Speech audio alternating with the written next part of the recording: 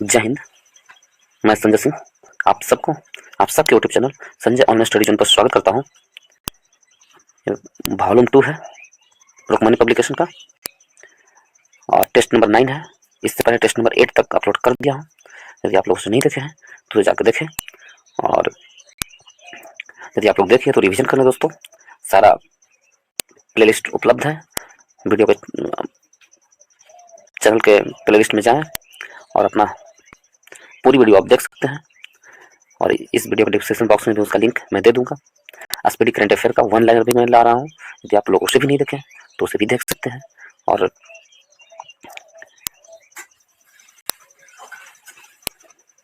वो current affair तकरीबन 15 current affair करवा चुका हूँ और सारा अपलोड है। यदि आप लोग उसे नहीं देखें तो उसे भी देखें और उससे रिवीजन कर लें, और उसका भी प्लेलिस्ट का डिस्क्रिप्शन बॉक्स में लिंक डाल दूंगा। तो चलिए स्टार्ट करते हैं आज टेस्ट सीरीज नंबर 9 का। पहला है दिल्ली और पटना के बीच चलने वाली गर्म, शुष्क और पीड़ादायक पवनों का नाम बताइए। जो गर्मी के समय में दिल्ली और पटना के बीच शुष्क हवाएं चलती है, उस हवा का नाम क्या है, यह प्रश्न पूछा है। तो इसमें से उस हवा का नाम क्या है? लू है। उस हवा का नाम लू है। ऑप्शन नंबर बी हमारा सही आंसर है। लू दिया जाता है। लू उत्तर मैदान में पंजाब से बिहार तक चलने वाली शुष्क व पीड़ादायी पवनें हैं। लू कहाँ से कहाँ? पंजाब से, उत्तरी मैदान में पंजाब से लेकर बिहार तक जो चलती है पवनें, उसे लू कहते हैं गर्मी के दिनों में।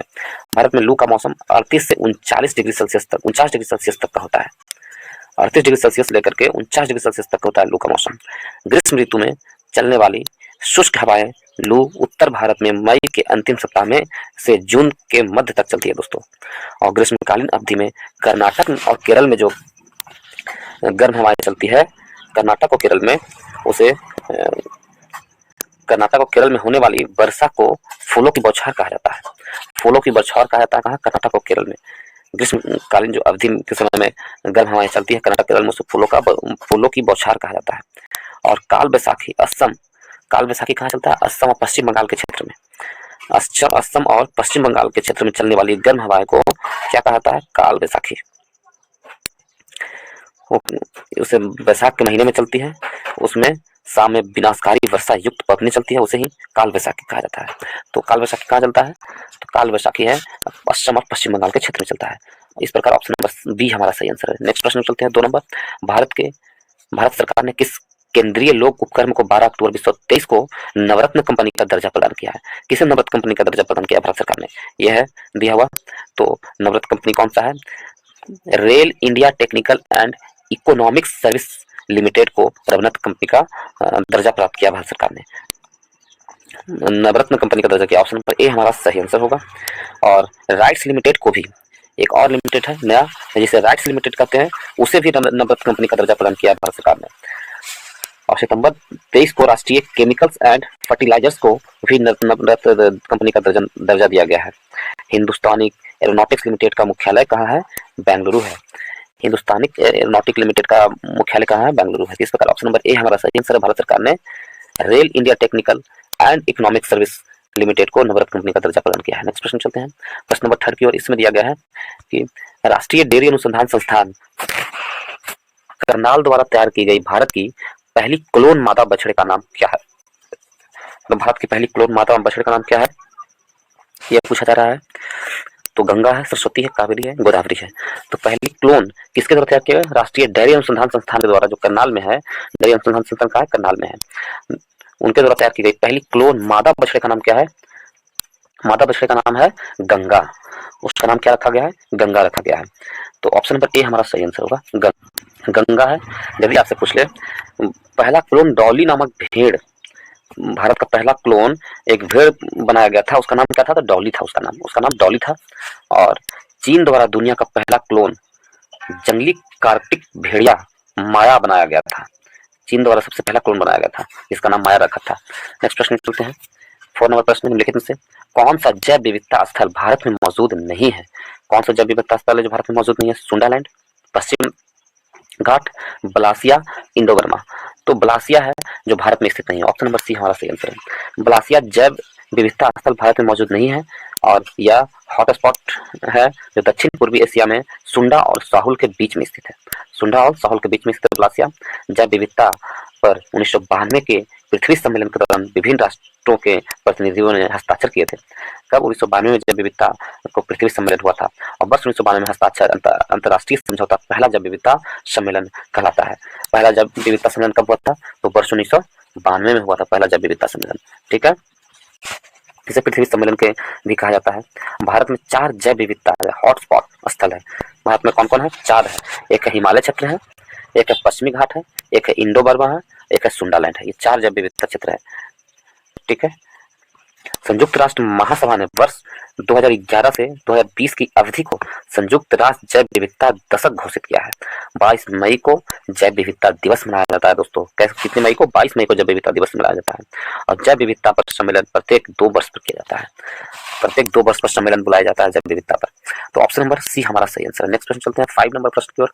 इसमें दिया गया 5 नंबर प्रश्न में राजस्थान के अलवर से होकर गुजरने वाला अक्षांश से भी होकर गुजरती है।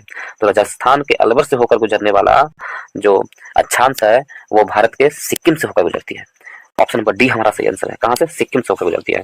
27 डिग्री उत्तरी अक्षांश राजस्थान के अलवर और सिक्किम दोनों से गुजरती है। कितना? 27 डिग्री जो उत्तरी अक्षांश है, 27 डिग्री उत्तरी अक्षांश, 27 डिग्री नॉर्थ अक्षांश है जो राजस्थान के अलवर से गुजरती है और सिक्किम से भी गुजरती है। तो ऑप्शन नंबर डी हमारा सही आंसर होगा। भूमध्य रेखा को 0 डिग्री अक्षांश कहा जाता है दोस्तों। भूमध्य रेखा को क्या कहते हैं? 0 डिग्री अक्षांश कहते हैं। नेक्स्ट प्रश्न चलते हैं 6 नंबर प्रश्न की ओर। 6 नंबर प्रश्न की ओर देखें, राष्ट्रीय जल मार्ग संख्या 3 भारत के किस राज्य में स्थित है? तो राष्ट्रीय जल मार्ग संख्या 3 यदि हम देखें तो भारत के किस राज्य में स्थित है राष्ट्रीय जल मार्ग 3? तो राष्ट्रीय जल मार्ग 3 है जो भारत के केरल राज्य में स्थित है। ऑप्शन नंबर डी हमारा सही आंसर होगा। राष्ट्रीय राजमार्ग 3 कहां से गुजरती है? तो केरल से गुजरती है। ऑप्शन नंबर डी हमारा सही आंसर होगा। देखिए, राष्ट्रीय राजमार्ग जल मार्ग 3 ये केरल से है। NW बोलते हैं इसको, नेशनल वाटरवे बोलते हैं। ठीक है, नेशनल वाटरवे फर्स्ट है जो गंगा, भागीरथ और हुगली कहां से होकर गुजरती है? यूपी, बिहार, झारखंड, पश्चिम बंगाल से नेशनल हाईवे, नेशनल वाटरवे है जो फर्स्ट है। कहां से गुजरती है? यूपी, बिहार, झारखंड से गंगा नदी में भागीरथ हुगली नदी से होकर होती है। 1620 किलोमीटर की लंबाई है। और NW2 क्या है? तो NW2 असम से होकर गुजरती है। NW2 असम से होकर गुजरती है। NW2 असम से होकर गुजरती है। और NW जो है फर्स्ट है जो उत्तर प्रदेश और बंगाल और बिहार से होकर गुजरती है। NW2 असम से कहां से कहां? सादिया से धुबरी, ब्रह्मपुत्र नदी पर असम से NW2। और NW3 है जो केरल से, कहां से? कोल्लम, कोट्टापुरम वेस्ट को कोस्ट केनाल से चप्पाकारा केनाल और उद्योग मंडल केनाल तक गुजरती है। NW4 को देखें, काकीनाडा और मरक्काम से होकर गुजरती है। NW4 काकीनाडा और मरक्काम से, और ये कहाँ है? आंध्र प्रदेश, तमिलनाडु और पुदुचेरी में पड़ती है। और NW10 अंबा नदी में महाराष्ट्र में स्थित है। ठीक है, तो NW3 है कहाँ से गुजरती है? गुजरात से, सॉरी केरल से। इसकी लंबाई 205 किलोमीटर है। ठीक है, ऑप्शन नंबर डी हमारा सही आंसर है। नेक्स्ट प्रश्न चलते हैं दोस्तों प्रश्न नंबर 7 की ओर। इसमें दिया गया है कि निम्नलिखित में से किस देश की भू सीमा भारत से जुड़ी नहीं है? किस देश की भू सीमा भारत से जुड़ी नहीं है? म्यांमार, तजाकिस्तान, चीन, बांग्लादेश। देखिए, म्यांमार का सीमा चीन की सीमा और बांग्लादेश की सीमा भारत से जुड़ी हुई है, जबकि तजाकिस्तान की सीमा भारत से जुड़ी नहीं है। ठीक है, यदि आपको बता दें हम, भारत की जलीय सीमा या समुद्री सीमा से समृद्ध 7 देश हैं। भारत के साथ 7 देश है जो जल से और समुद्री से जुड़ा हुआ सीमा है। कौन है? पहला पाकिस्तान है, फिर मालदीव है, जल और समुद्र दोनों से है। मालदीव है, श्रीलंका है, बांग्लादेश है, थाईलैंड है, म्यांमार है और इंडोनेशिया है। ये जो 7 हैं जो जल से सीमा लगाती है भारत के साथ जल सीमा के साथ है ये 7: पाकिस्तान, मालदीव, श्रीलंका, बांग्लादेश, म्यांमार, थाईलैंड और इंडोनेशिया। अब भारत की जल एवं स्थल सीमा से लगने वाले देश कौन सा है? जल और स्थल दोनों से लगने वाला, स्थल से लगता है और जल से लगता है। तो एक बांग्लादेश है, म्यांमार है और पाकिस्तान है। ये 3 देश है जो भारत के जल और स्थल दोनों से लगने वाली सीमा है, बांग्लादेश, म्यांमार और पाकिस्तान। अब भारत का सबसे दक्षिणी बिंदु कौन सा है? यदि आपसे पूछ ले तो भारत का सबसे दक्षिणी बिंदु इंदिरा पॉइंट है या बृहद निकोबार पर स्थित है दोस्तों। ठीक है, भारत का उत्तर से दक्षिण की लंबाई, कितना है? 3214 किलोमीटर है। उत्तर से दक्षिण की लंबाई भारत की कितना? 3214 किलोमीटर है। और दक्षिण पूरब से पश्चिम की लंबाई, पूरब से पश्चिम की लंबाई भारत का कितना है? 2933 किलोमीटर है।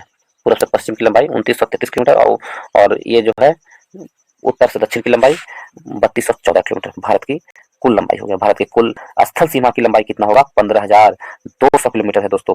कुल स्थल सीमा का भारत का लंबाई कुल कितना है? तो 15,200 किलोमीटर। तटीय भाग की कुल लंबाई कितनी है? तो 7516.6 किलोमीटर। यदि आपसे पूछ ले भारत की तटीय सीमा की कुल लंबाई कितनी है, तो 7516.6 किलोमीटर है। पटकाई की पहाड़ी भारत की कहाँ क्षेत्र, कौन से क्षेत्र में पाया जाता है? तो म्यांमार से अलग करती है पटकाई पहाड़ी। पटकाई भूमि है जो भारत को म्यांमार से अलग करती है। भारत और अफगानिस्तान के बीच डुरंड रेखा कब खींची गई थी? तो 1893 में भारत और पाकिस्तान के बीच, भारत और अफगानिस्तान के बीच डुरंड रेखा खींची गई थी, निर्धारित की गई थी। फिलहाल में डुरंड रेखा भारत और अफगानिस्तान के बीच है दोस्तों। इस प्रकार ऑप्शन नंबर बी हमारा सही आंसर होगा। नेक्स्ट प्रश्न चलते हैं। प्रश्न नंबर 8 की है, 8 में दिया हुआ है, 8 नंबर प्रश्न में दिया हुआ है कि निम्नलिखित में से वर्तमान में भारतीय महिला क्रिकेट टीम के मुख्य कोच कौन है? भारतीय महिला क्रिकेट टीम के मुख्य कोच कौन बने हैं? तो भारतीय महिला क्रिकेट टीम के मुख्य कोच अमोल मजूमदार है। ऑप्शन नंबर डी हमारा सही आंसर है, अमोल मजूमदार। भारतीय महिला वॉलीबॉल टीम के कोच कौन है? तो रविंदर वसंतु है, तो भारतीय महिला वॉलीबॉल टीम के कोच है। महिला वॉलीबॉल टीम के कोच कौन सा है? तो रविंदर वसंतु महिला वॉलीबॉल टीम के कोच है। ठीक है, इसी प्रकार यदि हम इसमें देखें रोजर बिन्नी को, रोजर बिन्नी क्या है? तो बीसीसीआई के अध्यक्ष चुने गए हैं दोस्तों। रोजर बिन्नी बीसीसीआई के अभी अध्यक्ष चुने गए हैं। और आधव अर्जुन है जो बास्केटबॉल फेडरेशन ऑफ इंडिया के अध्यक्ष चुने गए हैं। आधव अर्जुन कौन है? बास्केट फेडरेशन ऑफ इंडिया के अध्यक्ष है आधव अर्जुन। तो हमसे पूछा है भारतीय क्रिकेट महिला टीम के मुख्य कोच है Amol Majumdar. Option number D हमारा सही आंसर है। निम्नलिखित में से दूसरा उच्च भारतीय नागरिक सम्मान कौन सा है? दूसरा उच्च भारतीय नागरिक सम्मान, तो देखिए पहला उच्च भारतीय नागरिक सम्मान भारत रत्न है, भारत रत्न, और दूसरा पद्म विभूषण है। ऑप्शन नंबर डी हमारा सही आंसर होगा। दूसरा उच्च भारतीय सम्मान कौन है? पद्म विभूषण। भारत का सर्वोच्च नागरिक सम्मान यदि पूछे तो भारत रत्न, और दूसरा पूछे तो पद्म विभूषण। चौथा सर्वोच्च नागरिक सम्मान कौन सा है? तो पद्मश्री है, चौथा पद्मश्री, और तीसरा पद्म विभूषण, तीसरा पद्म विभूषण। भारत रत्न की शुरुआत 1954 से हुई है दोस्तों। और भारत रत्न पहली बार डॉक्टर सर्वपल्ली राधाकृष्णन, सीवी रमन और सी राजगोपालाचारी को दिया गया था 1954 में पहली बार। तो इस प्रकार ऑप्शन नंबर डी हमारा सही आंसर होगा। नेक्स्ट प्रश्न चलते हैं, प्रश्न नंबर 10 की ओर। इसमें दिया गया है ज्ञानपीठ पुरस्कार किस क्षेत्र वाले को दिया जाता है? तो ज्ञानपीठ पुरस्कार है जो साहित्य के क्षेत्र में दिया जाता है। ऑप्शन नंबर ए हमारा सही आंसर है। और भारत का सर्वोच्च साहित्य सम्मान है जिसकी स्थापना 1961 में किया गया था। ज्ञानपीठ पुरस्कार की स्थापना कब किया गया था? 1961 में किया गया था। भारत के सर्वोच्च सम्मान है दोस्तों, और 1961 में इसकी स्थापना की गई थी। 1961 में टाइम्स ऑफ इंडिया ग्रुप के प्रकाशक साहू जैन परिवार द्वारा की गई थी। किसके द्वारा? साहू जैन परिवार द्वारा। प्रथम ज्ञानपीठ सम्मान कब दिया गया था? स्टार्ट तो किया था 1961 में, लेकिन प्रथम बार ज्ञानपीठ सम्मान 1965 में दिया गया था, जी शंकर ग्रुप को दिया गया था। और यह पुरस्कार जो ज्ञानपीठ पुरस्कार दिया जाता है भारतीय संविधान के 8वीं अनुसूची में जो 22 भाषा है और प्लस एक और अंग्रेजी भाषा में भी के लेखकों को दिया जाता है ज्ञानपीठ पुरस्कार। 8वीं अनुसूची में 22 भाषा प्लस एक अंग्रेजी भाषा में दिया जाता है। ज्ञानपीठ पुरस्कार प्राप्त करने वाली पहली महिला आशा देवी पूर्णा है। आशा पूर्णा देवी है जो ज्ञानपीठ पुरस्कार करने वाली पहली महिला, और पहला व्यक्ति कौन है? शंकर ग्रुप है। तो इस प्रकार ऑप्शन नंबर ए हमारा सही आंसर होगा। नेक्स्ट क्वेश्चन चलते हैं दोस्तों। इसमें 11 नंबर प्रश्न में 11 नंबर प्रश्न है पूर्वोत्तर के किस राज्य में पहला मेडिकल कॉलेज अक्टूबर 2023 में खुला है? तो पूर्वोत्तर के किस राज्य में पहला मेडिकल कॉलेज खुला है? तो नागालैंड में, पूर्वोत्तर के नागालैंड में पहला मेडिकल कॉलेज खुला है। ऑप्शन नंबर ए हमारा सही आंसर होगा। और नागालैंड आधार से जो आज जन्म पंजीकरण शुरू करने वाला पूर्वोत्तर क्षेत्र का बना है। और 1 दिसंबर 1963 को नागालैंड की स्थापना हुई थी। नागालैंड की स्थापना कब हुई थी? 1 दिसंबर 1963 को नागालैंड की स्थापना हुई थी। नागालैंड की स्थापना 1 दिसंबर 1963 को हुआ था दोस्तों। यदि आपसे पूछ ले नागालैंड का जो मुख्यमंत्री है वो कौन है? तो नागालैंड का मुख्यमंत्री नेफ्यू रियो है। कौन? नेफ्यू रियो नागालैंड के मुख्यमंत्री है, और वहां के राज्यपाल लागनेसन है। नागालैंड के राज्यपाल कौन है? तो लागनेसन है। राजधानी कोहिमा है। यदि असम को देखें हम, असम के राजधानी कहाँ है? दिसपुर, और असम की राजधानी दिसपुर है। इसकी स्थापना 26 जनवरी 1950 में ही हुई थी, और वहाँ के राज्यपाल है गुलाब चंद कटारिया। असम के राज्यपाल गुलाब चंद कटारिया है। असम के राज्यपाल कौन है? गुलाब चंद कटारिया, और वहाँ के मुख्यमंत्री हेमंत बिश्वा शर्मा है। मिजोरम को देखें, मिजोरम के जो राजधानी हुआ आइजोल है मिजोरम का राजधानी, और मिजोरम की स्थापना हुई थी 20 फरवरी 1987 में मिजोरम की स्थापना हुई थी एक राज्य के रूप में। और मिजोरम के राज्यपाल के बारे में पूछे तो हरि बाबू कंभमपति मिजोरम के राज्यपाल है। हरि बाबू कंभमपति मिजोरम के राज्यपाल है। और मुख्यमंत्री कौन है? ला दू होमा है। लाल दू होमा मिजोरम के राज्यपाल है। मिजोरम के मुख्यमंत्री है कौन? लाल दू होमा मिजोरम के क्या है? तो मुख्यमंत्री है। यदि अरुणाचल प्रदेश देखें तो अरुणाचल प्रदेश के राजधानी ईटानगर है और गठन हुआ था 20 फरवरी 1987 को। अरुणाचल प्रदेश मिजोरम का गठन हुआ था 20 फरवरी 1987 को ही। और वहाँ के यदि अरुणाचल प्रदेश के राज्यपाल आपसे पूछे तो केटी परनाइक है। मिजोरम के राज्यपाल केटी परनाइक है और मुख्यमंत्री पेमा खांडू है। मिजोरम के मुख्यमंत्री पेमा खांडू है। तो हमारा ऑप्शन क्या होगा? ऑप्शन नंबर ए हमारा सही आंसर है। नेक्स्ट प्रश्न चलते हैं दोस्तों, प्रश्न नंबर 12 की ओर। इसमें दिया गया है वर्ष 2024 में आयोजित होने वाले 109वीं भारतीय विज्ञान कांग्रेस की मेजबानी कौन करेगी? तो आयोजित होने वाले 109वीं भारतीय विज्ञान कांग्रेस की मेजबानी कौन करेगी, ये प्रश्न पूछा है। तो इसमें से ऑप्शन नंबर डी सही आंसर होगा। लवली प्रोफेसर यूनिवर्सिटी है जो 2024 में 109वीं भारतीय विज्ञान कांग्रेस की मेजबानी करेगी। ऑप्शन नंबर डी हमारा सही आंसर है। और यह यूनिवर्सिटी 109वें भारतीय विज्ञान कांग्रेस का मेजबानी करेगी। और यह यूनिवर्सिटी लवली प्रोफेसर यूनिवर्सिटी कहाँ है? तो पंजाब में है दोस्तों, पंजाब में है। ठीक है, नेक्स्ट की ओर चलते हैं। इसमें दिया गया है इसमें किस तमिल लेखिका को सूर्यवंशम के लिए सरस्वती सम्मान विश्व 22 के सम्मान से अक्टूबर 2023 में सम्मानित किया गया है? किस तमिल लेखिका को सूर्यवंशम के लिए सरस्वती सम्मान विश्व 22 के सम्मान से अक्टूबर 2023 को दिया गया है? तो सूर्यवंशम के लिए दिया गया है सरस्वती सम्मान। वो कौन तमिल लेखिका है? तो उनका नाम है शिव शंकरी को सूर्यवंशम के लिए सरस्वती सम्मान से सम्मानित किया गया है। ऑप्शन नंबर डी हमारा सही आंसर है। नेक्स्ट प्रश्न चलते हैं। इसमें दिया गया है भारतीय, यदि माधव हांडा को देखें, इसमें एक दिया हुआ माधव हांडा जो बिहारी पुरस्कार दिया गया है, 32वां बिहारी पुरस्कार से सम्मानित किया गया है माधव हांडा को। ठीक है, नेक्स्ट प्रश्न चलते हैं दोस्तों। 14 नंबर प्रश्न में भारतीय रिजर्व बैंक ने को एनबीएफसी और एमएफआई के लिए एक व्यापार नियामक ढांचा पेश किया है। तो किसने पेश किया है? भारतीय रिजर्व बैंक ने एनबीएफसी और एमएफआई की ढांचा जो व्यापक नियामक ढांचा पेश किया, कब किया है? 2 दिसंबर 2011 को पेश किया है। ऑप्शन नंबर बी हमारा सही आंसर होगा। नेक्स्ट प्रश्न चलते हैं। 15 नंबर प्रश्न में दिया गया है देश की पहली डिजिटल एड्रेस सिटी होगी। देश की पहली डिजिटल एड्रेस सिटी कौन होगी? तो इंदौर को देश की पहली डिजिटल एड्रेस सिटी बनाया गया है। ऑप्शन नंबर बी हमारा सही आंसर है। इंदौर है देश की पहली डिजिटल एड्रेस सिटी और ऑप्शन नंबर बी सही आंसर। नेक्स्ट प्रश्न चलते हैं। प्रश्न नंबर 31 में इसमें दिया गया है उस बौद्ध ग्रंथ का नाम बताइए जिसमें त्रिभुजों के लिए नियमों का उल्लेख किया गया है। तो कौन सा बौद्ध ग्रंथ है जिसमें त्रिभुजों के लिए नियमों का उल्लेख किया गया है? उस बौद्ध ग्रंथ का नाम पूछा गया है।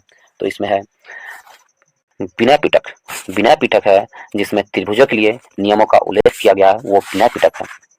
ऑप्शन नंबर बी हमारा सही आंसर है। विनय पिटक त्रिभुजों के लिए नियमों का उल्लेख किया गया है। और विनय पिटक की रचना यदि देखें किसने किया था? उपाली ने किया था। विनय पिटक की रचना किसने किया था? उपाली ने किया था। उपाली ने विनय पिटक की रचना की थी। और विनय पिटक में संघ के आचरण और नियमों का उल्लेख मिलता है। विनय पिटक में क्या मिलता है? संघ के आचरण और नियमों का उल्लेख मिलता है विनय पिटक में। और विनय पिटक में संघ के आचरण और नियमों का उल्लेख मिलता है। देखिए त्रिपिटक की संख्या 3 है। त्रिपिटक की संख्या क्या है? 3 है। त्रिपिटक है, इसकी संख्या 3 है। एक विनय पिटक है और एक अभिधम पिटक है, एक सूत पिटक है। तो विनय पिटक का तो उपाली ने रचना की है। विनय पिटक में संघ एवं संघ के आचरण और नियमों का उल्लेख मिलता है। यदि सूत पिटक देखें, सूत पिटक में इसमें इसकी रचना प्रथम बौद्ध साहित्य में आनंद द्वारा की गई थी। सूत पिटक की रचना किसने किया था? आनंद ने किया था इसकी रचना। सूत पिटक की रचना आनंद ने किया था। और सूत पिटक में है जो बुद्ध के उपदेशों का वर्णन है। सूत पिटक में उपदेशों का वर्णन किसमें है? सूत पिटक में। यदि अभिधम पिटक देखें, अभिधम पिटक की रचना जो हुई थी ये तृतीय बौद्ध संगीति के समय में अभिधम पिटक की रचना हुई थी। और इसमें बुद्ध के दर्शन दार्शनिक विचारों का संकलन किया गया अभिधम पिटक में। क्या है, बुद्ध के दार्शनिक विचारों का संकलन है अभिधम्म पिटक। तो हमसे पूछा है कि बौद्ध ग्रंथ का नाम बताइए जिसमें त्रिभुज के लिए नियमों का उल्लेख है, वो बौद्ध ग्रंथ है Vinaya Pitaka. Option number B हमारा सही नंबर है, ऑप्शन नंबर बी सही आंसर है। 32 नंबर प्रश्न पे चलते हैं। हुमायूं का मकबरा कहाँ स्थित है? हुमायूं का मकबरा यदि हम देखें तो हुमायूं का मकबरा दिल्ली में स्थित है। ऑप्शन नंबर बी हमारा सही आंसर होगा। हुमायूं का मकबरा दिल्ली में स्थित है। और यदि आपसे जहांगीर का मकबरा कहे तो लाहौर के शहादरा में स्थित है। कहाँ है जहांगीर का मकबरा? तो लाहौर के शहादरा में जहांगीर का मकबरा है। आगरा में किसका मकबरा है? तो आगरा में शाहजहां का मकबरा है। आगरा में शाहजहां का मकबरा है। अकबर का मकबरा यदि आपसे पूछे तो आगरा के सिकंदरा में ही अकबर का मकबरा स्थित है।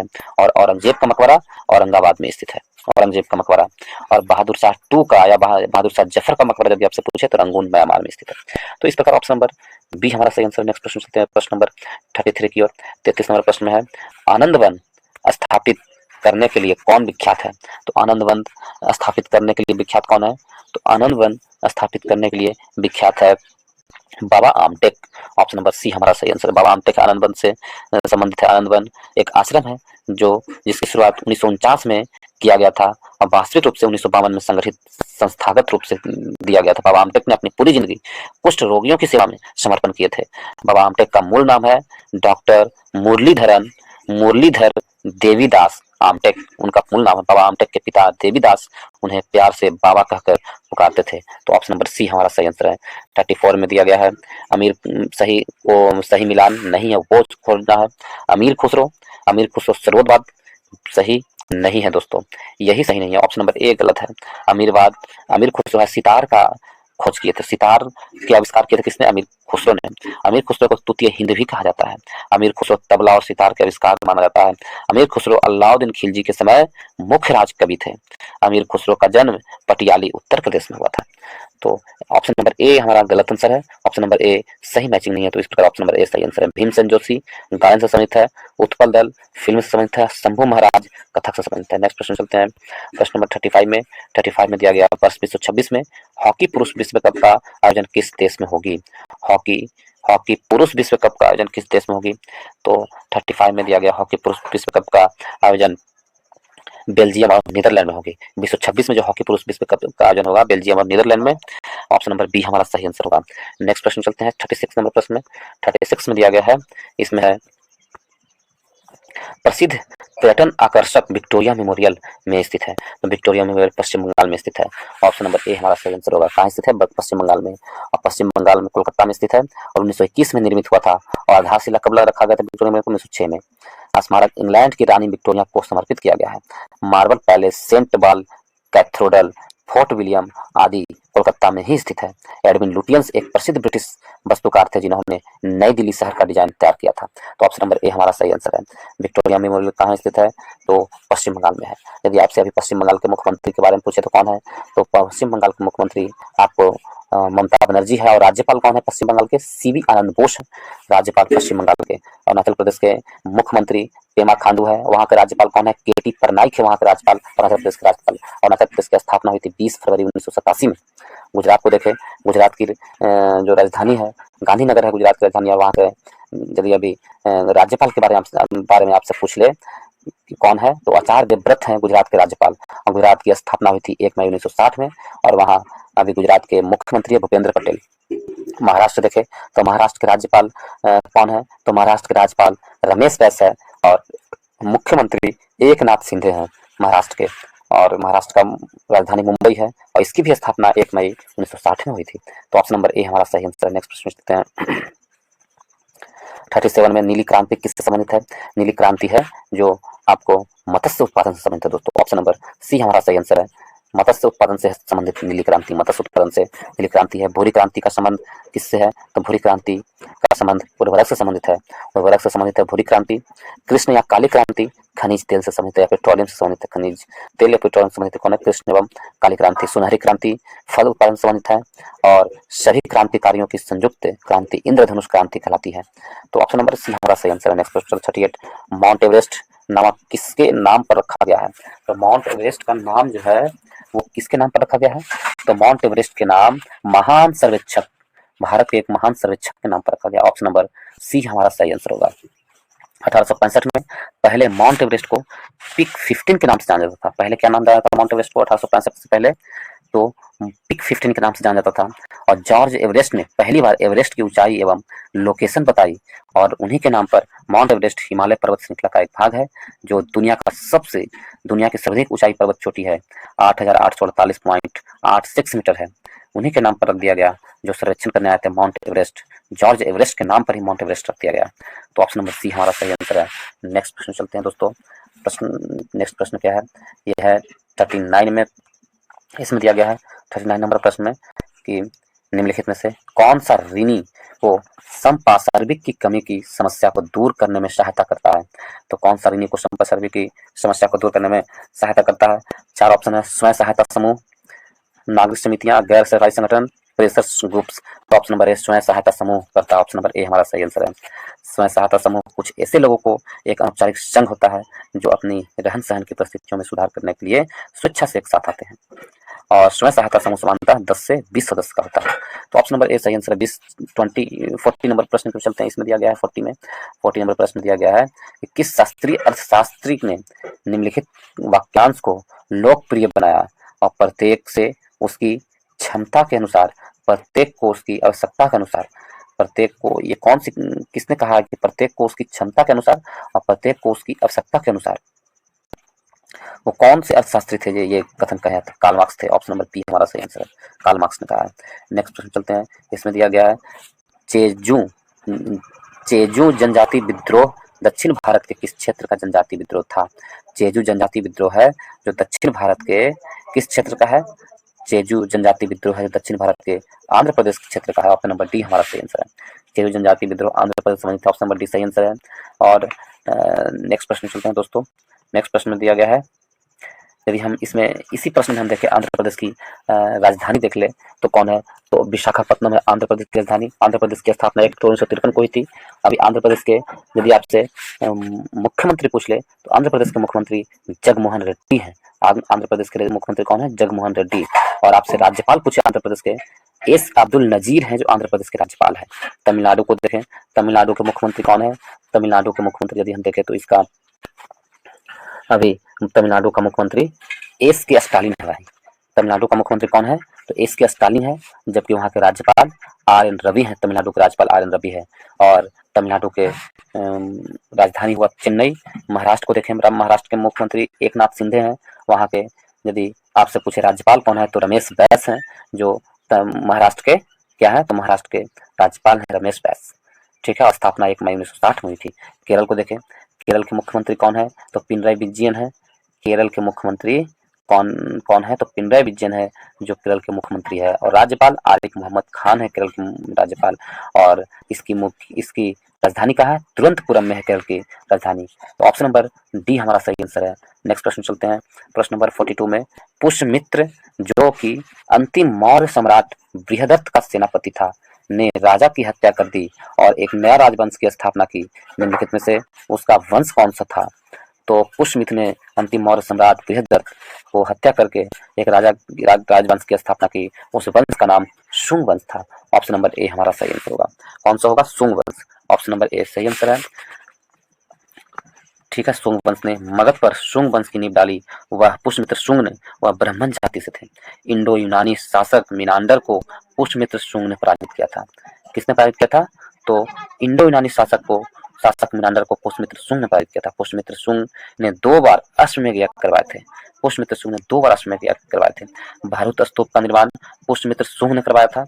भारत स्तूप का निर्माण किसने करवाया था? पुष्यमित्र शुंग ने करवाया था। और वासुदेव ने कण्व वंश की स्थापना की थी।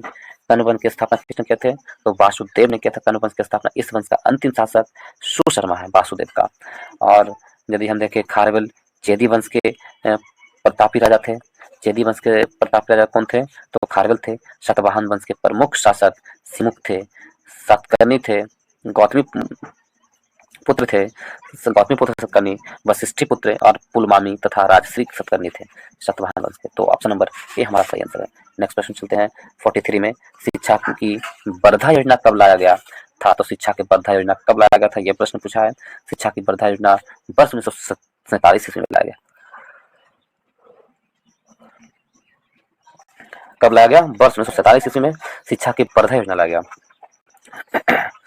ऑप्शन नंबर बी वर्ष 1937 ईस्वी में शिक्षा का वर्धा योजना वर्धा योजना जो लाया गया था शिक्षा में, वो वर्ष 1937 में महात्मा गांधी ने अपने पत्र द हरिजन में हरिजन के लेखकों की एक श्रृंखला प्रकाशित की थी। उसके माध्यम से एक शिक्षा योजना का प्रस्ताव प्रस्तुत किया गया था, जिसे वर्धा योजना कहा गया। तो ऑप्शन नंबर बी हमारा सही आंसर है। नेक्स्ट प्रश्न चलते हैं। प्रश्न नंबर 44 में इसमें कहा गया एशियाटिक सोसाइटी ऑफ बंगाल की स्थापना किस वर्ष की गई थी? एशियाटिक सोसाइटी ऑफ बंगाल की स्थापना 1784 में किया गया था दोस्तों। ऑप्शन नंबर सी हमारा सही आंसर है। एशियाटिक सोसाइटी ऑफ बंगाल की स्थापना विलियम जोन्स द्वारा किया गया था। विलियम जोन्स ने एशियाटिक सोसाइटी ऑफ बंगाल की स्थापना किए थे। विलियम जोन्स ने सर्वप्रथम बताया था कि एंड्रोकोटस और सेंड्रोकोट्स नाम यूनानी द्वारा चंद्रगुप्त मौर्य को दिया गया था। विलियम जोन्स ने बताया था। William Jones Calcutta Supreme Court के न्यायाधीश थे। कौन थे William Jones? Calcutta Supreme Court के न्यायाधीश थे। एशियाटिक सोसाइटी ऑफ बंगाल के द्वारा प्रारंभिक समय में भागवत गीता, मनुस्मृति, पंचतंत्र, अभिज्ञान शकुंतलम जैसे पुस्तकों का अंग्रेजी में अनुवाद करवाए थे। तो ऑप्शन नंबर सी हमारा सही आंसर है। नेक्स्ट प्रश्न चलते हैं 45 की ओर। 45 नंबर प्रश्न है, निम्नलिखित में से किस स्थल से प्रथम खेत कृषि भूमि का साक्ष्य मिलता है? किस स्थल से मिलता है कृषि भूमि का साक्ष्य? तो कृषि भूमि का साक्ष्य किस स्थल से मिलता है? मेहरगढ़, कालीबंगन, लोथल या बनवाली? तो प्रथम खेत कृषि भूमि का साक्ष्य मिलता है आपको मेहरगढ़ से। ऑप्शन नंबर ए हमारा सही आंसर है। मेहरगढ़ से मिलता है। मेहरगढ़ स्थल पाकिस्तान के बलूचिस्तान प्रांत में स्थित है। कहाँ बलूचिस्तान में है। मेहरगढ़ को प्रारंभिक नवपाषाणकालीन एवं ताम्रपाषाणकालीन स्थल के रूप में जाना जाता है। हड़प्पा कालीन स्थल कलीबंगा राजस्थान के हनुमानगढ़ जिला में स्थित है। कलीबंगा कहाँ है? राजस्थान में स्थित है कलीबंगा। भारतीय उपमहाद्वीप में प्रथम जुटे हुए खेत का साक्ष्य कलीबंगन से ही मिला है। हड़प्पा कालीन स्थल बनवाली हरियाणा में स्थित है। बनवाली कहाँ हरियाणा में स्थित है? बनवाली से मिट्टी का बना हुआ खिलौना और हल मिला है दोस्तों। लोथल को देखे तो लोथल गुजरात में पड़ता है और R.N. रवि ने लोथल की खोज किया है। लोथल से फारस का मुहर चावल प्राप्त हुआ है लोथल से। तो इस प्रकार ऑप्शन नंबर ए हमारा सही आंसर है। नेक्स्ट प्रश्न चलते हैं दोस्तों 62 नंबर प्रश्न में। 62 नंबर प्रश्न में दिया गया है भारतीय संविधान का अनुच्छेद 61 भारतीय संविधान का अनुच्छेद जो 61 है, अनुच्छेद 61 है भारतीय संविधान का, वो संबंधित है किससे? तो भारतीय संविधान का अनुच्छेद 61 है जो किससे संबंधित है? तो ऑप्शन नंबर बी राष्ट्रपति के महाभियोग से संबंधित है। भारतीय संविधान का अनुच्छेद 61 है जो भारत राष्ट्रपति का महाभियोग लगाया जाता है। अनुच्छेद 61 के तहत राष्ट्रपति पर महाभियोग लगाया जाता है। राष्ट्रपति के विरुद्ध महाभियोग संसद के द्वारा चलाया जाता है जाने वाली एक अर्ध न्यायिक प्रक्रिया है। महाभियोग का प्रस्ताव संसद के किसी भी सदन में प्रस्तुत किया जा सकता है, परंतु राष्ट्रपति को 14 दिन पूर्व ही उन्हें सूचना दे देनी होती है। और ठीक है, अभी तक एक भी अवसर पर राष्ट्रपति पर महाभियोग नहीं चलाया गया है। राष्ट्रीय आपात यदि देखें हम, राष्ट्रीय आपातकाल जो घोषित किया जाता है अनुच्छेद 352 के तहत राष्ट्रीय आपात की घोषणा होती है, जिससे बाह्य आक्रमण और सशस्त्र विद्रोह के आधार पर होती है। और संविधान के अनुच्छेद 360 के तहत किसके तहत? अनुच्छेद 360 के तहत वित्तीय आपात की घोषणा होती है। वित्तीय आपात अनुच्छेद 360 के तहत है। अनुच्छेद 360 के तहत वित्तीय आपात है। ठीक है, अनुच्छेद 360 के तहत वित्तीय आपात है। और राज्यों में संवैधानिक तंत्र की विफलता के लिए राष्ट्रपति शासन लगाया था अनुच्छेद 356 के तहत। अब मौलिक कर्तव्य अनुच्छेद 51 के क में दिया गया है, भाग 4 के क में दिया गया है मौलिक कर्तव्य। नेक्स्ट प्रश्न चलते हैं। भारत के संविधान का कौन सा भाग वित्त, संपत्ति, अनुबंध और मुकदमे से संबंधित है? कौन सी है? तो यदि हम देखें 62 नंबर प्रश्न को देखें, 62 में दिया गया है, तो इसमें किससे संबंधित है? तो भाग 12 से संबंधित है। वित्त, संपत्ति, अनुबंध और मुकदमे किससे संबंधित है भारतीय संविधान का? तो भाग 12 से संबंधित है। भाग 12 से है। संविधान का अनुच्छेद 264 में से 300 के ए तक वित्त, संपत्ति, अनुबंध एवं मुकदमे आदि का वर्णन दिया गया है। अनुच्छेद 300 क में संपत्ति के अधिकार के बारे में दिया गया है। संपत्ति के अधिकार जो 44वें संविधान संशोधन का हटाकर किसने रख दिया? अनुच्छेद 300 के क में डाल दिया गया है। भारतीय संविधान के भाग 9 को यदि देखें तो भाग 9 में क्या है? भाग 9 में पंचायती राज का उल्लेख है। भाग 9 में और भाग 10 में अनुसूचित जाति और जनजाति क्षेत्र का वर्णन दिया गया है। भाग 10 में अनुसूचित जाति और जनजाति क्षेत्र का वर्णन, भाग 8 में राज्य क्षेत्र का वर्णन दिया गया है। संघ राज्य क्षेत्र का वर्णन भाग 8 में। इस प्रकार यदि नेक्स्ट प्रश्न में चलते हैं 63 में ब्रिटेन के किस कानून के द्वारा भारतीय प्रतिनिधियों को भारतीय विधान परिषद यानी इंडियन लेजिस्लेटिव काउंसिल के चुनाव में पहली बार सीटों का आवंटन किया गया था? तो पहली बार सीटों का आवंटन किस अधिनियम के द्वारा भारतीय विधान परिषद को दिया गया था? ये प्रश्न पूछा गया है। तो भारत परिषद अधिनियम 1892 के द्वारा, भारत परिषद अधिनियम 1892 के द्वारा ब्रिटिश के कानून के द्वारा भारतीय प्रतिनिधियों को भारतीय विधान परिषद के चुनाव में पहली बार सीटों का आवंटन किया गया था। भारतीय परिषद अधिनियम 1892 के द्वारा। ऑप्शन नंबर बी हमारा सही आंसर है। ठीक है, नेक्स्ट क्वेश्चन चलते हैं। प्रश्न में 64 में दिया गया है, ईस्ट इंडिया कंपनी के किस गवर्नर जनरल के कार्यकाल में आंग्ल नेपाल युद्ध लड़ा गया था? तो आंग्ल नेपाल युद्ध किस गवर्नर जनरल के कार्यकाल में लड़ा गया था, यह प्रश्न है। तो आंग्ल नेपाल युद्ध लॉर्ड हेस्टिंग के समय में लड़ा गया था। ऑप्शन नंबर बी हमारा सही आंसर है। और लॉर्ड हेस्टिंग के समय में लड़ा गया था, हेस्टिंग के समय में। और हेस्टिंग का कार्यकाल देखें तो 1814 से लेकर के 1816 ईस्वी तक था दोस्तों। 16 तक था हेस्टिंग का कार्यकाल, 2 साल तक का था, 14 से लेकर 1816 तक। इसमें नेपाल के अमर सिंह थापा को आत्मसमर्पण करना पड़ा था। पृथ्वी नारायण शाह को आधुनिक नेपाल का संस्थापक माना जाता है। पृथ्वी नारायण शाह को आधुनिक नेपाल का संस्थापक माना जाता है। 1816 ईस्वी में अंग्रेजों ने नेपाल को के बीच, अंग्रेजों और नेपाल के बीच सुगौली की संधि हुई थी। कब? 1816 में ही सुगौली की संधि हुई थी अंग्रेज और नेपाल के बीच, या गोरखा के बीच में कहा जा सकता है। और हेमहस्ट के समय में प्रथम आंग्ल बर्मा युद्ध हुआ था। ये जो एमहस्ट है, इसके समय में प्रथम आंग्ल बर्मा युद्ध हुआ था 1824 से 26 के बीच। एमहस्ट का कार्यकाल है 24 से 26 के बीच, किसका कार्यकाल? एमहस्ट का कार्यकाल है। तो प्रथम आंग्ल बर्मा युद्ध 26 के आसपास हुआ था। तो ये ऑप्शन नंबर ये हो गया बर्मा युद्ध के बारे में। 1833 में चार्टर एक्ट द्वारा बंगाल का गवर्नर जनरल को भारत का गवर्नर जनरल कर दिया गया था। उस समय विलियम बेंटिंग थे। वायसराय कौन थे? विलियम बेंटिंग थे। भारत का गवर्नर जनरल कौन थे? तो विलियम बेंटिंग। नेक्स्ट प्रश्न चलते हैं, प्रश्न नंबर 35 में। म्यांमार की आधिकारिक भाषा क्या है? तो म्यांमार की आधिकारिक भाषा बर्मी है। आधिकारिक भाषा क्या है? बर्मी। ऑप्शन नंबर बी हमारा सही आंसर है। म्यांमार की राजधानी क्या है? तो नेपिता है, नेपित्या है जो म्यांमार की राजधानी है। और स्वर्ण पैगोडा का देश कहा जाता है म्यांमार को। म्यांमार को क्या कहते हैं? स्वर्ण पैगोडा का देश कहा जाता है म्यांमार को। म्यांमार को स्वर्ण पैगोडा का देश कहा जाता है। और इरावदी नदी को म्यांमार की जीवन धारा कहा जाता है दोस्तों। म्यांमार का जीवन धारा किसे कहते हैं? इरावदी नदी को। तो ऑप्शन नंबर बी हमारा सही आंसर होगा। नेक्स्ट प्रश्न चलते हैं 36 में। 36 में दिया गया है, 36 नंबर प्रश्न है। इसमें दिया गया है, जून 2020 ने गैरसैंण को किस राज्य की ग्रीष्मकालीन राजधानी के रूप में घोषित किया गया है? तो गैरसैंण को उत्तराखंड की ग्रीष्मकालीन राजधानी के रूप में घोषित किया गया है। ऑप्शन नंबर बी हमारा सही आंसर होगा। 2020 में गैरसैंण को उत्तराखंड की ग्रीष्मकालीन राजधानी घोषित किया गया है। नेक्स्ट प्रश्न चलते हैं, 67 नंबर प्रश्न है। इसमें दिया गया है 60 नंबर प्रश्न। यदि 66 नंबर प्रश्न को हम देखें दोस्तों, तो इसमें कुछ और देख लें। तो उत्तराखंड के यदि आपसे पूछ लिया जाए, अभी फिलहाल में उत्तराखंड के मुख्यमंत्री कौन है, राज्यपाल कौन है?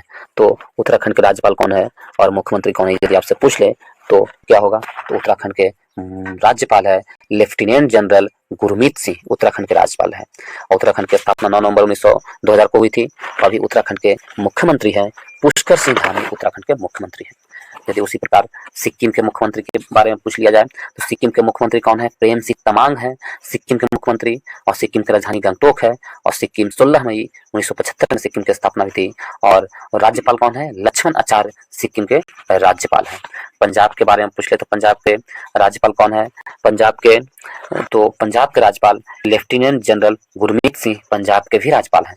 और वहाँ के मुख्यमंत्री भगवंत मान है। पंजाब के मुख्यमंत्री भगवंत मान है। राजधानी चंडीगढ़ है। अरुणाचल प्रदेश को देखें तो अरुणाचल प्रदेश के मुख्यमंत्री पेमा खांडू है। और राज्यपाल केटी नाइक है, केटी परनाइक है। जबकि अरुणाचल प्रदेश की स्थापना 1987 में हुई थी। नेक्स्ट प्रश्न चलते हैं 67 में। निम्नलिखित में से किस लिपि को ईरानी लिपि का पंजाबी संस्करण माना जाता है? ईरानी लिपि का पंजाबी संस्करण किस लिपि को माना जाता है? 67 में दिया गया है। तो ऑप्शन नंबर सी मेरा सही आंसर होगा। शाहमुखी लिपि को ईरानी लिपि का पंजाबी संस्करण माना जाता है। शाहमुखी लिपि को सर्वप्रथम पंजाब के सूफियों द्वारा प्रयोग किया गया था। ठीक है, ऑप्शन नंबर सी हमारा सही आंसर है। नेक्स्ट प्रश्न चलते हैं 68 नंबर प्रश्न में।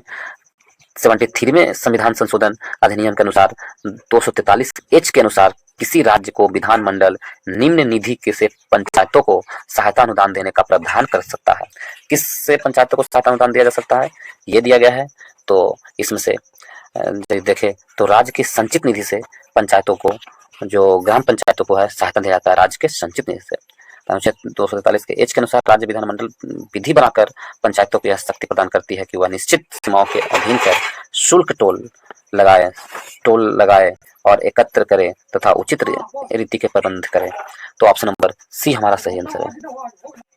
नेक्स्ट प्रश्न है 69 में, बिहार सरकार द्वारा चलाए जा रहे मुख्यमंत्री वृद्धजन पेंशन योजना के संबंध में कौन सा कथन गलत है? तो बिहार सरकार द्वारा चलाया जा रहा है मुख्यमंत्री वृद्धजन पेंशन योजना के संबंध में कौन सा कथन सही है? तो इसके तहत कौन सा कथन गलत है, ये प्रश्न पूछा है। तो कौन सा कथन गलत है? तो इसमें इस योजना में 80 वर्ष से अधिक आयु वर्ग के वृद्धजनों को 400 मासिक पेंशन दिया जाता है, ये गलत है। इस प्रकार ऑप्शन नंबर सी हमारा सही आंसर है। 80 वर्ष से अधिक आयु वर्ग के वृद्धजनों को 400 मासिक पेंशन दिया जाता है, ये गलत है। यदि कौन सही है? राज्य के सभी आय वर्ग के वृद्धजन इसमें शामिल है।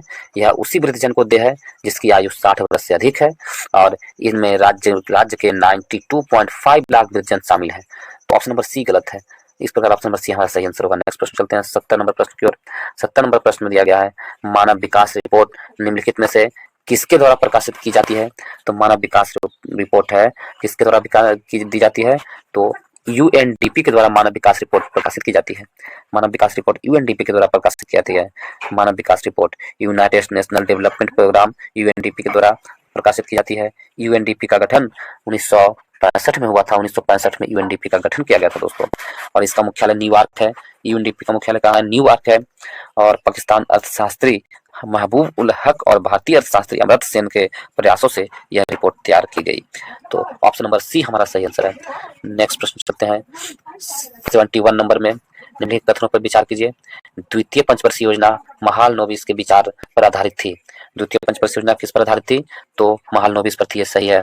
महालनोबिस ने कोलकाता में भारतीय सांख्यिकी संस्थान की स्थापना की तथा साक्ष्य नामक एक जर्नल निकाला। तो ये कौन सा कथन असत्य है, ये पूछा है। तो ये भी कथन सही है, ना तो एक गलत है ना ही दो गलत है। इस प्रकार ऑप्शन नंबर डी हमारा सही आंसर है। नेक्स्ट प्रश्न चलते हैं प्रश्न नंबर 72 की ओर। 72 में है, भारत सरकार द्वारा चलाया गया मिशन इंद्रधनुष किससे संबंधित है? तो भारत सरकार द्वारा चलाया गया मिशन इंद्रधनुष किससे संबंधित है? नई शिक्षा नीति से संबंधित है मिशन इंद्रधनुष। भारत सरकार द्वारा चलाई गई मिशन इंद्रधनुष है जो नई शिक्षा से संबंधित है।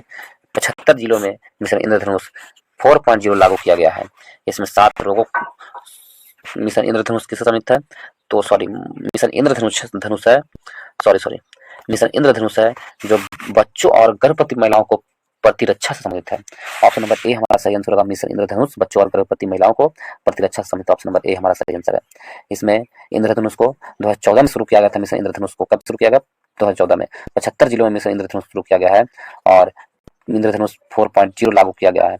इसमें 7 रोगों से विरोधी टीका उपलब्ध कराए जाएंगे।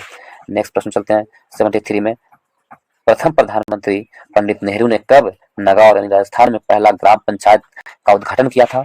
तो 2 अक्टूबर 1959 में नागौर में प्रधानमंत्री पंडित नेहरू ने ग्राम पंचायत का उद्घाटन किए थे। ऑप्शन नंबर बी हमारा सही आंसर होगा। ऑप्शन नंबर बी सही है। ग्राम पंचायत संस्था महात्मा गांधी के सपनों को जमीन पर उतारने की महत्वपूर्ण आधार है। भारतीय संविधान के अनुच्छेद 40 में ग्राम पंचायत का गठन के बारे में दिया गया है और भाग 9 में दिया गया है। नेक्स्ट की ओर चलते हैं कि पुरुषों के 1983 के विश्व कप क्रिकेट फाइनल में मैन ऑफ द मैच निम्नलिखित में से किसे घोषित किया गया था? तो पुरुषों के क्रिकेट में मैन ऑफ द मैच जो 1983 में हुआ था, उस समय मैन ऑफ द मैच किसे घोषित किया गया था? मोहिंदर अमरनाथ को घोषित किया गया था man of the match. Mohinder Amarnath को 1983 में जो वर्ल्ड कप हुआ था उसमें घोषित किया गया था man of the match Mohinder Amarnath को। ऑप्शन नंबर बी हमारा सही आंसर है। 1983 के विश्व कप इंग्लैंड और वेल्स में आयोजित किया गया था और विश्व कप भारत ने 43 रनों से वेस्ट इंडीज को हरा दिया था 43 रनों से। इस विश्व कप में सर्वाधिक विकेट रोजर बिन्नी ने 18 विकेट लिए थे और इस विश्व कप में सर्वाधिक रन बनाने वाले डेविड ग्रोवर सर्वाधिक रन बनाने वाले थे। तो ऑप्शन नंबर बी हमारा सही आंसर है, मोहिंदर अमरनाथ। नेक्स्ट प्रश्न चलते हैं 75 नंबर प्रश्न में, गांधी जी ने किस एक्ट या अधिनियम के खिलाफ लड़ने और सत्याग्रह शुरू करने का फैसला किया था? तो गांधी जी ने किस अधिनियम एक्ट के तहत लड़ने और सत्याग्रह शुरू करने की शुरुआत की थी? तो रॉलेट एक्ट 1919 के तहत। रॉलेट एक्ट 1919 अधिनियम के खिलाफ लड़ने और सत्याग्रह शुरू करने का फैसला किए थे। लॉर्ड चेम्सफोर्ड 1916 से 1921 के कार्यक्रम में 1919 में रॉलेट एक्ट पारित हुआ था। अखिल भारतीय स्तर पर गांधी जी का पहला आंदोलन रॉलेट एक्ट के रूप में वर्ष 1919 में आरंभ किया गया था। ठीक है, तो ऑप्शन नंबर ए हमारा सही आंसर है। नेक्स्ट प्रश्न चलते हैं दोस्तों, इसमें दिया गया है नेक्स्ट प्रश्न 91 नंबर प्रश्न में, भारतीय उच्च वायसराय का नाम बताइए जिसका संबंध भारतीय स्वतंत्रता संग्राम के दौरान के विवादास्पद इल्वर्ट बिल से था। इल्वर्ट बिल से कौन था, इसके बारे में पूछा गया है। तो इल्वर्ट बिल से संबंधित थे लॉर्ड रिपन ने इल्वर्ट बिल को समाप्त कर दिए थे। लॉर्ड रिपन ने इल्वर्ट बिल को समाप्त कर दिया। यदि रिपन का कार्यकाल देखें तो 1880 से 84 ईस्वी के समय इल्वर्ट था, लॉर्ड रिपन का कार्यकाल था और उन्होंने इल्वर्ट बिल विधेयक को क्या किए थे, प्रस्तुत किए थे। और प्रचलित भेदभाव समाप्त करने का प्रयत्न किया था लॉर्ड रिपन ने। इल्वर्ट विधेयक द्वारा भारतीय न्यायाधीश को यूरोपीय मुकदमों को सुनने का अधिकार दिया गया था। इसके द्वारा इल्वर्ट बिल के द्वारा क्या दिया गया था, तो भारतीय न्यायाधीश को यूरोपीय मुकदमों को सुनने का अधिकार दिया गया था। इस विधेयक का विरोध अंग्रेज द्वारा किया गया। रिपन ने इल्वर्ट बिल पर हुआ वाद विवाद के कारण कार्यकाल पूरा होने से पूर्व ही त्याग पत्र दे दिए थे। तो फ्लोरेंस नाइटिंगेल ने रिपन को भारत का उद्धारक की संज्ञा दी थी। इसने Florence Nightingale, option number A हमारा सही आंसर। नेक्स्ट प्रश्न 92 में, किस अर्थशास्त्री ने किस प्रकार की अर्थव्यवस्था में उत्पादन के कारक एकाधिकार में होते हैं। उत्पादन के कारक एकाधिकार में होते हैं किस प्रकार की अर्थव्यवस्था में, तो पूंजीवादी अर्थव्यवस्था में। ऑप्शन नंबर ए हमारा सही आंसर है। ऑप्शन नंबर ए सही आंसर है। आगे क्यों चलते हैं दोस्तों 93 में। 93 नंबर प्रश्न कहा गया निम्नलिखित में से किस भारत के राष्ट्रपति द्वारा नियुक्त नहीं किया जा सकता है। किसे भारत के राष्ट्रपति द्वारा नहीं नियुक्त किया जाता, यह प्रश्न पूछा गया है। तो राज्य के मुख्यमंत्री को भारत के राष्ट्रपति द्वारा नियुक्त नहीं किया जाता है। और राज्य के मुख्यमंत्री की नियुक्ति अनुच्छेद 164 के तहत 164 के तहत राज्यपाल द्वारा किया जाता है। संविधान द्वारा स्थापित सरकार की संसदीय व्यवस्था में राज्य का संवैधानिक प्रमुख राज्यपाल होता है, जबकि वास्तविक प्रमुख मुख्यमंत्री होते हैं। ठीक है, मुख्यमंत्री राज्य परिषद का अध्यक्ष यानी नेता होता है। मुख्यमंत्री राज्य परिषद के केंद्र बिंदु धुरी के रूप में कार्य करते हैं। राष्ट्रपति द्वारा प्रधानमंत्री, महान्यायवादी, वित्त आयोग के अध्यक्ष एवं सदस्य, निर्वाचन आयोग आदि के नियुक्ति किए जाते हैं। तो ऑप्शन नंबर ए हमारा सही आंसर है। नेक्स्ट 94 में, निम्नलिखित में से कौन सा ज्वालामुखी प्रशांत महासागर का ज्वालामुखी में के अंतर्गत आता है। प्रशांत महासागर के ज्वालामुखी के अंतर्गत फ्यूजियामा ज्वालामुखी आता है। ऑप्शन नंबर डी हमारा सही आंसर है। फ्यूजियामा ज्वालामुखी प्रशांत महासागर के अंतर्गत आता है और फ्यूजियामा हो गया। ठीक है, यदि आपसे पूछे कि कौन से देश में ज्वालामुखी नहीं है, तो ऑस्ट्रेलिया महाद्वीप में ज्वालामुखी नहीं पाया जाता। ऑस्ट्रेलिया महाद्वीप में। और अग्नि वलय किसे कहते हैं, प्रशांत महासागर में परिमेखला, प्रशांत महासागर की परिमेखला को रिंग ऑफ फायर कहा जाता है। और विश्व का सबसे अधिक सक्रिय ज्वालामुखी कौन है, पिलाऊ हवाई द्वीप। पिलाऊ हवाई द्वीप है जो विश्व का सबसे सक्रिय ज्वालामुखी है। सबसे सक्रिय ज्वालामुखी पिलाऊ हवाई द्वीप है। यदि विश्व का सबसे ऊंचा ज्वालामुखी आपसे पूछे तो माउंट कोटोपैक्सी है जो इक्वाडोर में पड़ता है। माउंट कोटोपैक्सी विश्व का सबसे ऊंचा ज्वालामुखी है जो कहाँ पड़ता है, इक्वाडोर में। विश्व का सबसे ऊंचाई पर स्थित सक्रिय ज्वालामुखी पूछे तो ज्वालामुखी पर्वत है। ऊंचाई पर सबसे सक्रिय ज्वालामुखी वो कहाँ स्थित है, तो ओजस डेल सलाडो एंडीज पर्वतमाला पर स्थित है, सबसे ऊंचाई पर स्थित ज्वालामुखी। तो ऑप्शन नंबर डी हमारा सही आंसर है। नेक्स्ट प्रश्न मिलते हैं 95 नंबर प्रश्न में, लोएस्ट चट्टान किस प्रकार की चट्टानों का उदाहरण है। तो लोएस्ट चट्टान है जो पटदार चट्टानों का उदाहरण है। ऑप्शन नंबर बी हमारा सही आंसर है। लोएस्ट चट्टान पटदार चट्टानों का उदाहरण है। और ठीक है, लोएस्ट मिट्टी प्रायः अधिक सरंध्री, बहु उपजाऊ और कृषि के लिए महत्वपूर्ण होता है। लोएस्ट में क्वार्टरजाइट, फेल्डस्पर, अब्रप्ट तथा कैल्साइट इत्यादि खनिज पाए जाते हैं। ऑक्सीकरण की वजह से लोएस्ट चट्टान का रंग पीला या भूरा होता है। दामोदर, महानदी और तथा गोदावरी नदी बेसिन की अवसादित चट्टानों में कोयला पाया जाता है। महानदी, दामोदर और गोदावरी नदी के बेसिन में ही कोयला की चट्टान पाई जाती है, कोयले पाए जाते हैं। आगरा का किला तथा दिल्ली का लाल किला बलुआ पत्थर नामक अपसादित चट्टानों से किया गया है। अपसादित चट्टान और क्यांत्रित चट्टान को यदि देखें, अपसादित चट्टान बलुआ पत्थर है। बलुआ पत्थर अपसादित चट्टान है, उसे क्यांत्रित होकर किसमें, क्वार्टरजाइट में बदलता है। चूना पत्थर संगमरमर में बदलता है। लिग्नाइट कोयला में बदलता है। इस प्रकार ऑप्शन नंबर बी हमारा सही आंसर है। 96 नंबर प्रश्न में कह रहा है पर्णवृंत का एक अंग है। पर्णवृंत किसका है, पेड़ों का एक अंग है। पर्णवृंत पेड़ों का एक अंग है। पर्ण का वह भाग जो पर्ण फल और पर्णाधार को जोड़ने का कार्य रखता है उसे पर्णवृंत कहते हैं। ऑप्शन नंबर सी सही आंसर है। नेक्स्ट प्रश्न चलते हैं 97 नंबर प्रश्न की ओर देखते हैं। इसमें दिया गया है 97 में zinc sulphate heptahydrate ZnSO4 into 7H2O को आमतौर पर के नाम से जाना जाता है। तो इसे किस नाम से जाना जाता है? श्वेत।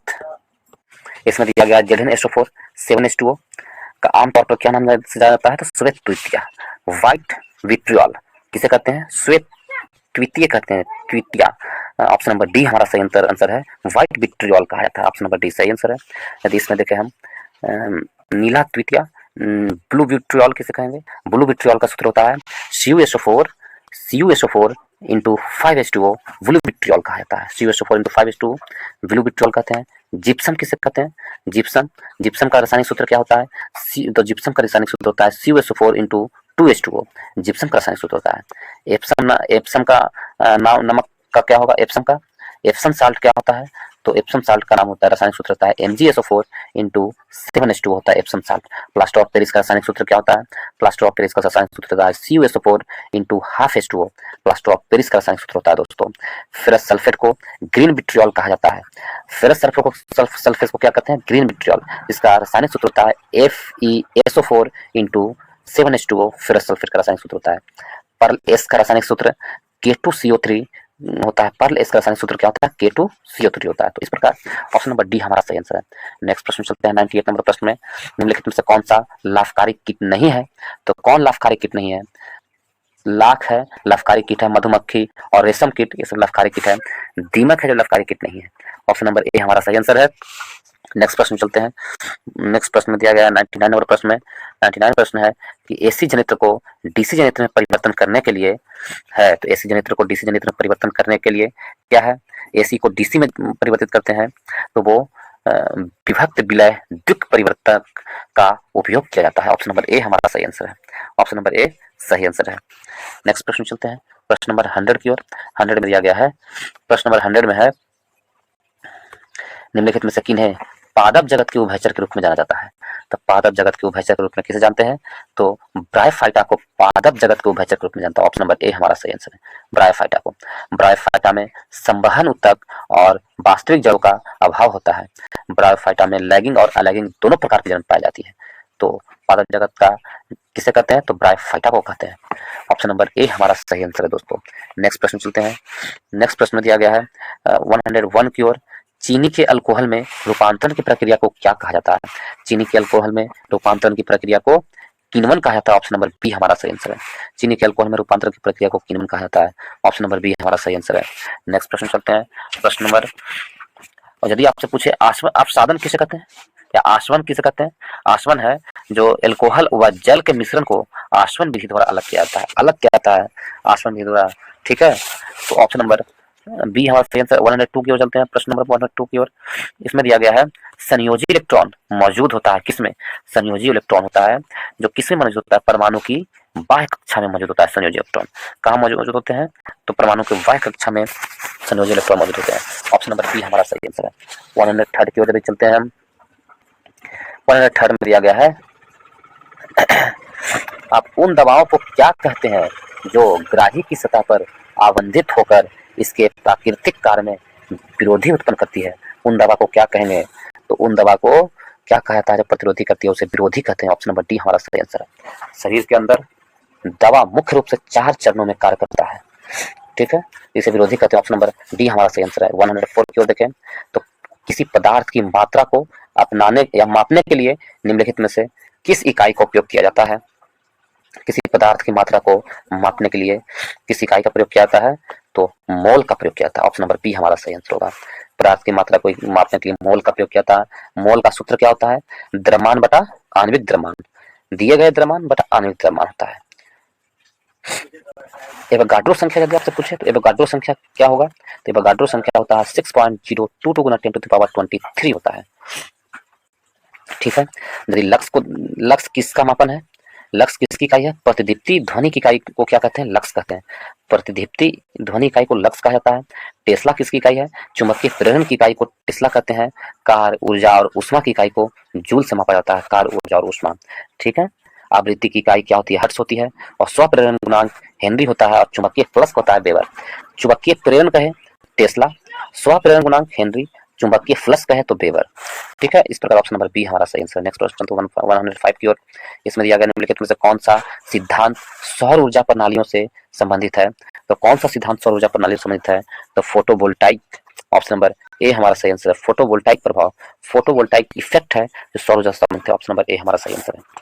नेक्स्ट प्रश्न चलते हैं दोस्तों, प्रश्न नंबर 121 की ओर। 121 में दिया गया है, प्रश्न नंबर 121 में कि पहला ब्राउजर था जो क्या, पहला ब्राउजर था जो क्या करता है, जो अलग विंडो में छवियों को प्रदर्शित करने के बजाय टेक्स्ट के साथ छवियों को इनलाइन प्रदर्शित करता था। तो उस ब्राउजर कौन सा वो पहला ब्राउजर था? तो मोजेक पहला ब्राउजर था। कौन था? मोजेक। ऑप्शन नंबर डी हमारा सही आंसर। 122 कंप्यूटर के संदर्भ में वेटवेयर क्या होता है? कंप्यूटर के संबंध में वेटवेयर है जो मानव मस्तिष्क के समान होता है। ऑप्शन नंबर सी हमारा सही आंसर। कंप्यूटर के संदर्भ में वेटवेयर मानव के मस्तिष्क के समान होता है। यह वास्तव में जैविक कंप्यूटर है। इसे क्या कहते हैं? वास्तव में जैविक कंप्यूटर कहा जाता है वेटवेयर को। नेक्स्ट प्रश्न चलते हैं 123 की ओर।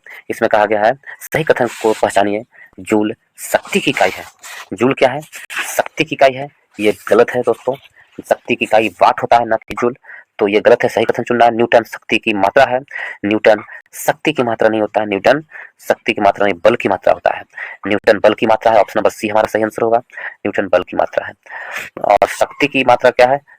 वाट है। शक्ति की मात्रा वाट है। जूल बल का मात्रा, ये भी गलत है। देखिए, शक्ति की मात्रा क्या है? वाट है। जूल ऊर्जा और कार्य, जूल की मात्रा है। जूल की इकाई, जूल इकाई किसकी है? तो ऊर्जा और कार्य क्या है? विद्युत धारा की इकाई एम्पियर है। तापमान का केल्विन है। विद्युत विभवांतर का वोल्ट है। और प्रेरकत्व हेनरी है। प्रेरकत्व का हेनरी है। नेक्स्ट प्रश्न चलते हैं। ऑप्शन नंबर सी हमारा सही आंसर है। प्रश्न नंबर 124 को इसमें दिया गया है कि किसी तत्व की परमाणु संख्या उस तत्व के प्रत्येक परमाणु के नाभिक में मौजूद की संख्या के बराबर होती है। किसी तत्व की परमाणु संख्या उस परमाणु में मौजूद नाभिक के प्रोटॉन की संख्या के बराबर होती है। ऑप्शन नंबर ए हमारा सही आंसर होगा। ऑप्शन नंबर ए सही आंसर है। नेक्स्ट प्रश्न चलते हैं 125 की ओर। 125 में कहा गया है कि विंग वैन थ्योरी किससे संबंधित है? विंग वैन थ्योरी है किससे संबंधित है? जीवन की उत्पत्ति से, मानव जाति की उत्पत्ति से, ब्रह्मांड की उत्पत्ति से, या पशु प्रजाति की उत्पत्ति से? तो विंग वैन थ्योरी है ब्रह्मांड की उत्पत्ति से। ऑप्शन नंबर सी हमारा सही आंसर। Big bang theory. और वर्ष, इसकी कल्पना वर्ष 1927 में जॉर्ज लेमेतियर ने की थी। और इस प्रकार कुछ सिद्धांत को देखें और कुछ आविष्कार को देखें। रेडियोधर्मिता का आविष्कार किसने किया था? हेनरी बैकलर ने। विद्युत चुंबकीय तरंग का आविष्कार किया था हर्ट्ज ने। विकिरण पर दाब का प्रभाव मेघनाथ शाह ने किया था। विकिरण पर दाब का प्रभाव एक्सरे किरणें का रोएंटगन ने। सौर मंडल का कॉपरनिकस ने। और विद्युत चुंबकीय प्रेरण फैराडे ने। 126 की ओर चलते हैं। ऑप्शन नंबर प्रश्न नंबर 126 में प्रतिविषाणुक औषधि बनाना प्रतिजीवाणुक दवाइयों के बनाने की अपेक्षा अधिक कठिन है, क्योंकि प्रतिविषाणुक औषधि विषाणु परपोषी को मशीनरी का उपयोग करता है, इसलिए। ऑप्शन नंबर ए हमारा सही आंसर है। 127 की ओर। किसी संगीत समारोह में सितार बजाने से पूर्व कोई सितार वादक तनाव को समायोजित करते हुए डोरी को उचित प्रकार से झंकृत करने का प्रयास करता है। ऐसा करके वह क्या समायोजित करता है? तो ऐसा करके वह क्या समायोजित करता है? सितार की डोरी को आवृत्ति की अन्य वाद्य यंत्रों की आवृत्ति के साथ संग्रहित करता है। ऑप्शन नंबर सी हमारा सही आंसर है। तो चलते हैं, ऑप्शन नंबर सी सही आंसर है। नेक्स्ट को चलते हैं। नेक्स्ट में दिया हुआ है 128 की ओर। 128 में दिया गया है कि जब कोई पिंड मुक्त रूप से पृथ्वी की ओर गिरता है तो इसकी कुल ऊर्जा क्या होती है? तो जब कोई पिंड पृथ्वी की ओर मुक्त रूप से गिरता है तो इसकी कुल ऊर्जा अचर रहती है। मुक्त रूप से गिर रहा है तो इसकी कुल ऊर्जा अचर रहती है। किसी तंत्र की कुल ऊर्जा सदैव संरक्षित रहता है मुक्त रूप से गिरने पर, जिसका अर्थ है सभी बिंदुओं पर स्थिति ऊर्जा और गतिज ऊर्जा का योगफल सदैव समान होता है मुक्त रूप से गिरने पर। तो ऑप्शन नंबर सी हमारा सही आंसर होगा। नेक्स्ट प्रश्न पे चलते हैं दोस्तों।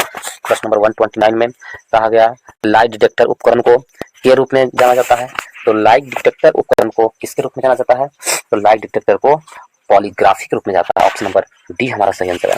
130 की ओर। निम्नलिखित में से किसका उपयोग सर्वाधिक आमतौर पर सौर सेलों में अर्धचालक के रूप में प्रयोग किया जाता है?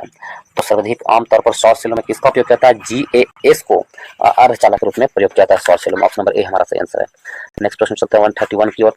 इसमें कहा गया पारितंत्र में एक पोषी स्तर से अगले पोषी स्तर तक स्थानांतरित होने के लिए उपलब्ध 10% ऊर्जा किस रूप से जानी जाती है? तो 10% ऊर्जा है किस रूप से जानी जाती है? यह 10% ऊर्जा रासायनिक ऊर्जा के रूप में जानी जाती है। ऑप्शन नंबर सी हमारा सही आंसर है। जलती हुई मोमबत्ती को कांच के जार से ढकने पर क्या होगा? जलती हुई मोमबत्ती को यदि कांच के जार से ढकते हैं तो मोमबत्ती क्या हो जाती है? बुझ जाएगी। ऑप्शन नंबर बी हमारा सही आंसर होगा। नेक्स्ट प्रश्न चलते हैं प्रश्न नंबर 133 की ओर। प्रश्न नंबर 133 में दिया गया है कि पीतल इनमें से किसका मिश्रण है? तो पीतल है जो किसका मिश्रण है? पीतल है जो जस्ता और तांबा का मिश्रण है, जिसमें से जस्ता 30% और तांबा 70% होता है। ऑप्शन नंबर बी हमारा सही आंसर है। ऑप्शन नंबर बी सही आंसर है। यदि आपसे पूछे कांसा किसका मिश्रण है? कांसा तांबा और टीन का मिश्रण है। टांका है जो पीबी और एसएन का मिश्रण है, यानी कि सीसा और टीन का मिश्रण है टांका। और बेल्ट मेटल कॉपर और तांबा और टीन का मिश्रण और प्लस तांबा और टीन का मिश्रण में बेल्ट मेटल भी है। गन धातु है जो सीयू एसएन और जेडन के मिश्रण है। प्यूटर है सीयू प्लस पीबी का मिश्रण है। Aluminium bronze CU plus L का मिश्रण है। तो इस प्रकार ऑप्शन नंबर बी हमारा सही आंसर। नेक्स्ट प्रश्न चलते हैं दोस्तों प्रश्न नंबर 134 की ओर।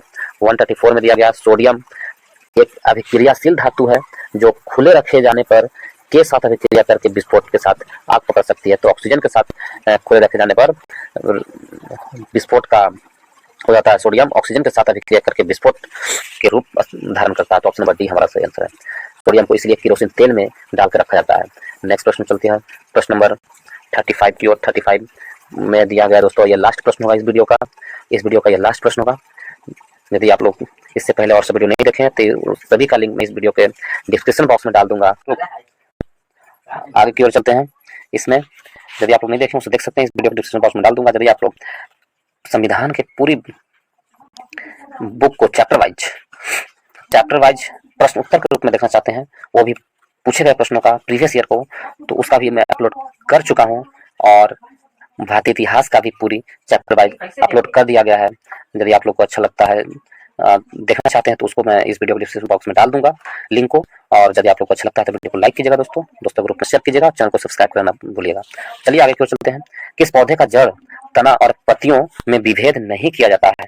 जड़ तना और पत्तियों में विभेद नहीं किया जाता किस पौधे का? तो वो है ऑप्शन नंबर सी स्पाइरोगाइरा का नहीं किया था। ऑप्शन नंबर सी हमारा सही आंसर होगा। ऑप्शन नंबर सी सही आंसर होगा। इसके साथ ही इस वीडियो को समाप्त करते हैं। यदि आप लोग को अच्छा लगा हो तो वीडियो को लाइक करें, दोस्तों ग्रुप में शेयर करें और चैनल को सब्सक्राइब करना ना भूलें। इस वीडियो को देखने के लिए बहुत बहुत धन्यवाद।